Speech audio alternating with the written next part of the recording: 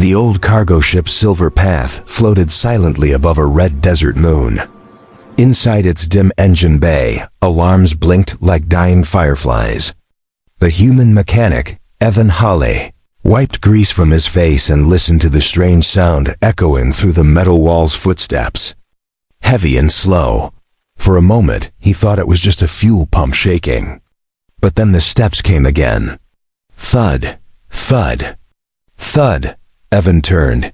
His heart beating fast. In the doorway stood a tall alien woman, almost twice his size. Her skin glowed faintly blue, marked with silver stripes across her arms. Her race, the Vernari, were known for their huge bodies, powerful muscles, and terrible luck. Their birth rates were falling. Many called them a dying species, but this woman looked more scared than dangerous. Her breathing was heavy. Her hands shook, and her black eyes avoided his, as if ashamed. Are you the human mechanic?" she whispered. Evan nodded slowly. "Yes, you're the passenger the captain mentioned?" She hesitated, then stepped inside.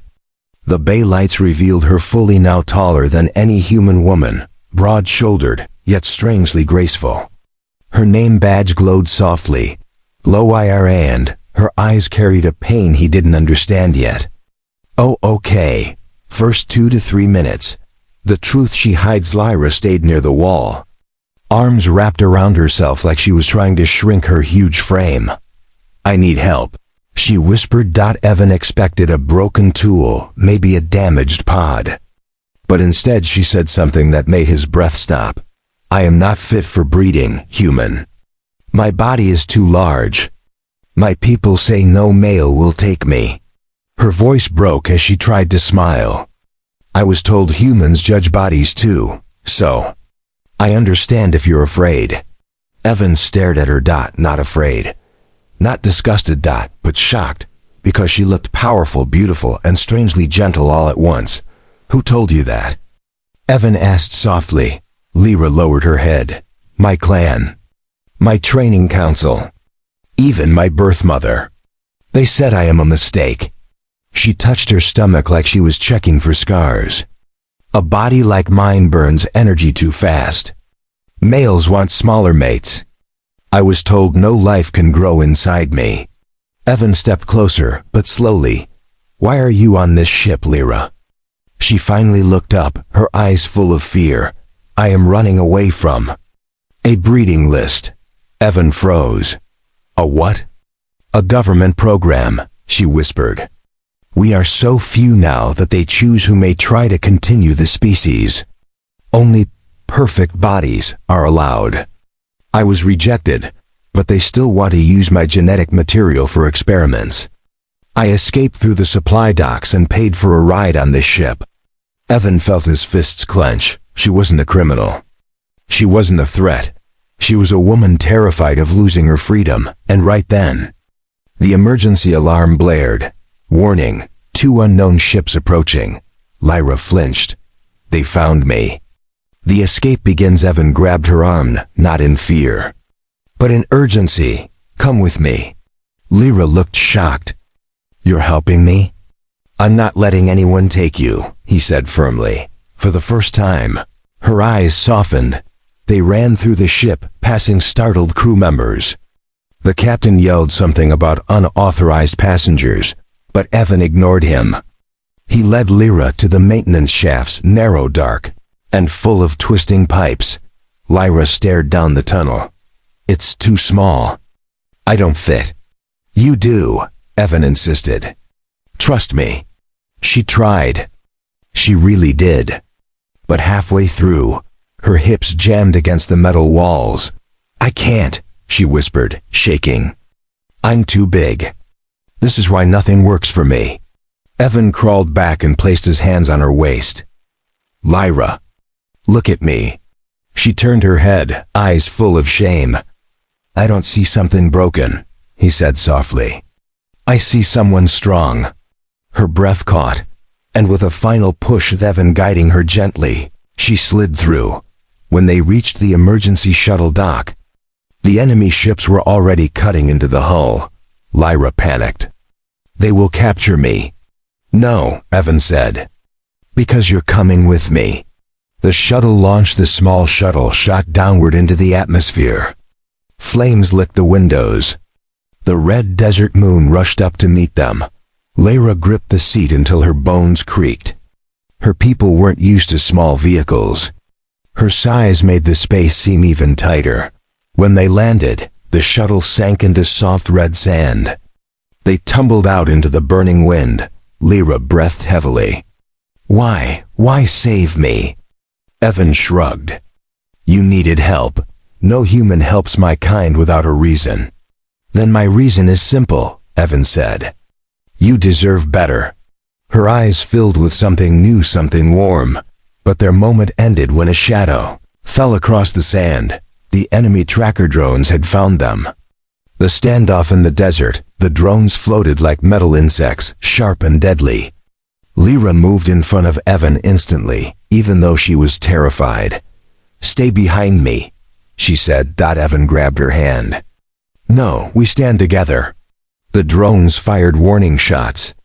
Sand exploded around them. Lyra inhaled deeply, then roared a powerful Vernari sound that shook the air. The drones paused, recalibrating. That 1 second was all Evan needed. He sprinted to the shuttle, grabbed the plasma cutter, and sliced the first drone in half. Lyra smashed the second with a punch that cracked metal like glass, but the third drone fired directly at Evan. Lyra jumped in front of him. The blast hit her square in the chest. She collapsed. No! Evan shouted, catching her as she fell. Her large body shook, breaths shallow. You protected me, he whispered. She touched his cheek weakly. I don't know why. But when I look at you, human, I don't feel broken. Before the last drone could shoot again, Evan used the plasma cutter and destroyed it. Then he looked down at Lyra. Her pulse was weak. They had to move. Sanctuary in the caves. Evan carried Lyra into a cave near the cliffs. Her size made it difficult, but he refused to leave her behind. He treated her burns with the med kit. Her breathing returned slowly. When she opened her eyes, she saw him sitting beside her, exhaustion on his face. You stayed, she whispered. I'm not leaving. Lyra swallowed. You are. Small, she said softly. But you fought for me. You held me. You carried me. No Vernari male ever did this. Evan brushed a strand of silver-blue hair from her forehead. You deserve someone who sees your worth. Her eyes shimmered. I don't think you understand. Evan, my body is not made for carrying life. The council said a child would never grow inside me. Maybe the council was wrong. Lyra stared at him. You would want that? A future with someone like me? Evan didn't hesitate. Yes. Lyra trembled. But I'm too big. I could hurt you. He smiled gently. Then be gentle. For the first time, Lyra laughed, a soft, warm sound that filled the cave. She leaned into him, huge arms wrapping carefully around his small human frame. It felt right. It felt safe. And it felt like the start of something new. Months later, the miracle, they stayed hidden on the desert moon for weeks, then months. They built a small home in the cave, shared meals, protected each other from storms, and slowly grew closer emotionally and physically. And one morning, Lyra woke with her hands on her stomach, eyes wide with shock. Evan, she whispered. Come here. He rushed to her side. She placed his hand on her belly. A faint, warm pulse beat beneath her skin. I feel it, she said, tears falling. Life inside me. A child. Evan froze, his heart leaping. You're pregnant? Lyra nodded, trembling with joy and fear. They were wrong, she whispered. My body, it can carry life. Because you loved me. You weren't afraid of me. You never ran from my size. He held her face gently. I didn't fall in love with your size. I fell in love with you. Lyra wrapped her arms around him, lifting him easily. For the first time in her life, she felt whole. Not too big, Not broken. Not unworthy. She was a mate. A future mother. And loved. Final scene, a new beginning as the red sun rose. Lyra stood on the cliff, one hand on her stomach, the other holding Evans.